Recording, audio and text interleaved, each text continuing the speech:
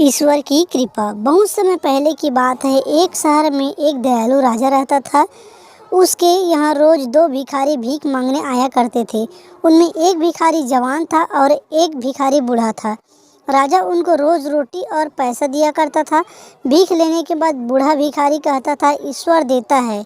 जवान भिखारी कहता था, हमारे महाराज की देन है। एक दिन राजा ने उन्हें आम दिनों से ज़्यादा धन दिया। छोटे भिखारी ने कहा, हमारे महाराज की देन है। बूढ़े भिखारी जी ने कहा, ईश्वर की देन है। यह सुनकर राजा को बहुत गुस्सा आया। उसने सोचा, इनका भरण पोषण तो मैं करता हूँ और यह भिखारी कहता है कि ईश्वर की देन है।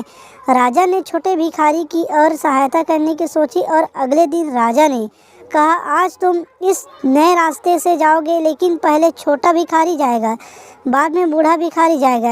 यह कहते हुए राजा ने नए रास्ते में एक सोने से भरी थैली रखता दी ताकि छोटे भिखारी को मिल सके। जब छोटा भिखारी इस नए रास्ते से जा रहा था तो उसने देखा कि यह रास्ता काफ़ी चौड़ा और समतल है। उसने सोचा, इस रास्ते में एक आंखें बंद करके जा सकता हूँ, जहाँ पर राजा ने सोने की थैली रखी थी। छोटा भिखारी वहाँ से आंखें बंद करके आगे निकल गया और सोने की थैली वहीं रह गई। कुछ देर बाद जब बूढ़ा भिखारी पीछे से गया तो उसे एक थैली मिल गई। उसने उठाई और भगवान का धन्यवाद किया। अगले दिन जब भिखारी फिर राजा के पास गए तो राजा ने छोटे भिखारी को देते हुए बोला, आप मेरे भेजे हुए रास्ते में कुछ मिला कि नहीं? छोटे भिखारी ने कहा, रास्ता तो बहुत अच्छा था, पर मुझे वहाँ कुछ नहीं मिला। बूढ़े भिखारी ने कहा, मुझे एक सोने से भरी थैली मिली जो ईश्वर की देन थी। राजा ने अब निश्चय कर लिया कि वह बूढ़े वाले भिखारी की वो ये दिखा रहेगा कि वह उसका असली पालन करता है। जैसे ही दोनों भिखारी जाने लगे, राजा ने छोटे भिखारी को बुलाकर उसे एक कद्दू दिया जो सोने चांदी से भरा हुआ था, पर ऊपर से बंद था। भिखारी यह नहीं जानता था कि यह कद्दू सोने चांदी से भरा है।